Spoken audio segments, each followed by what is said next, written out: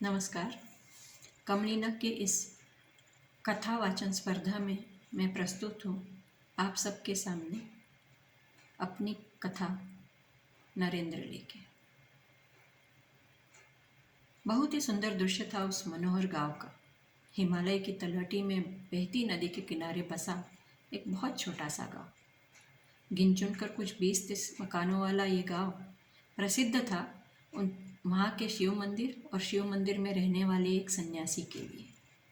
गांव वालों के लिए तो सन्यासी किसी देवता से कम न था। एक दिन 4 ग्रामीण एक युवक को पकड़कर ले आए सन्यासी के पास। यह युवक नदी किनारे कुछ खोजी निगाहों से ढूंढ रहा था।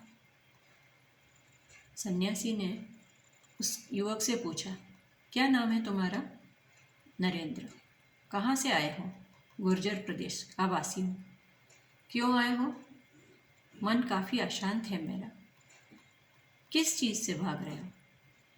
भाग नहीं रहा हूँ। नहीं महाशय, मैं भाग नहीं रहा हूँ, पर मैं परेशान हूँ अपने देश की वर्तमान परिस्थिति से। तो यहाँ क्यों आए हो? मैंने सुना है हिमालय में कई ज्ञानी लोग रहते हैं, इसलिए मैं अपने प्रश्नों के उत्तर ढूंढने आया हूँ। कौन कहता है ये?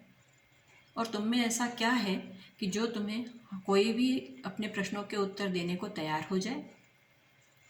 महाशय, मुझ में देश प्रेम का वो अग्नि है जो मुझे मेरे देश के लिए कुछ भी कर जाने की प्रेरणा देता है। अतः वह ज्ञानी लोग जो कहेंगे मैं कर दूंगा।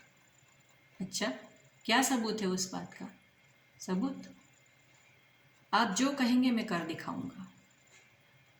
अच्छा, तो पहले मेरे साथ एक चौसर का दाव खेलना पड़ेगा। ठीक है महाशय, मैं तैयार हूँ, पर मेरे पास समय बहुत कम है, इसलिए हम सिर्फ पासे फेंक के देख लें। चलो ठीक है, पर मेरी एक शर्त है महाशय। अगर मैं हार गया तो आप जो कहेंगे वो मैं करूँगा, लेकिन अगर मैं जीत गया तो आप मुझे हिमालय जाने का रास्ता दिखाएंगे। ठीक है। चौसर सज गया। चलो बोलो, अब तुम्हें क्या चाहिए, सम या विषम? विषम। पासे फेंके गए। सम आई। सन्यासी बोले, तुम हार गए हो। मैं कहूँगा वो करना पड़ेगा, तुम्हें घर वापस जाना पड़ेगा। जी महाशय, कहते हुए नरेंद्र ने अपनी कमर में लटके छुरे से अपनी गर्दन रेतनी चाहिए। सन्यासी ने रोक दिया। तुम्हें वापस जाना है, ये क्या कर रहे हो तुम? महाशय, तय शर्त के मुताबिक मैं जहाँ से आया हूँ वहीं मुझे जाना था। मतलब भगवान के घर से मैं आया था और मैं भगवान के घर जाने के लिए तैयार था। और दूसरी बात, अगर मैं अपने देश की समस्याओं को हल नहीं कर सकता तो मुझे जीने का अधिकार कैसे है? आप भी बताइए भला।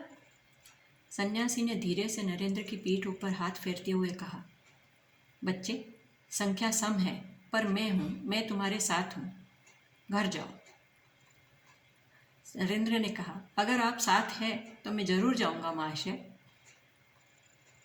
मैं साथ नहीं आ सकता, क्योंकि मैंने प्रण किया था कि मैं इस शरीर के साथ पुनः उन मैदानी इलाकों में नहीं जाऊंगा।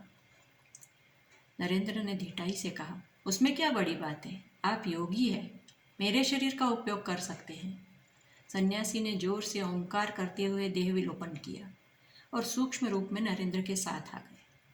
गांव के लोगों को नरेंद्र जीता या हारा कुछ समझ न आया। सूक्ष्म स्वरूप में आए सन्यासी जी ने नरेंद्र से पूछा, अगर संख्या विषम आती तो? नरेंद्र ने कहा, कैसे हो सकता था केशव, मैंने आपको पहचान लिया था।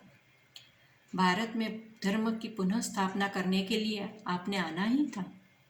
फिर वापस वो 9 महीने की अंधकारमयी वेदनाएं और कुछ सालों के संयम की कुछ जरूरत नहीं है। मैंने अपना पूर्ण तन मन आपको समर्पित कर दिया है कान्हा।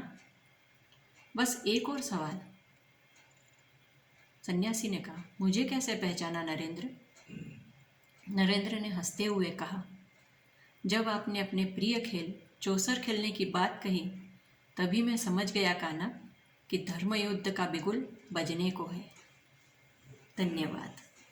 मैं अनला बापट आप सबको नववर्ष की शुभकामना देते हुए यहाँ पे अपनी कथा को आप लोगों के लिए समर्पित करती हूँ।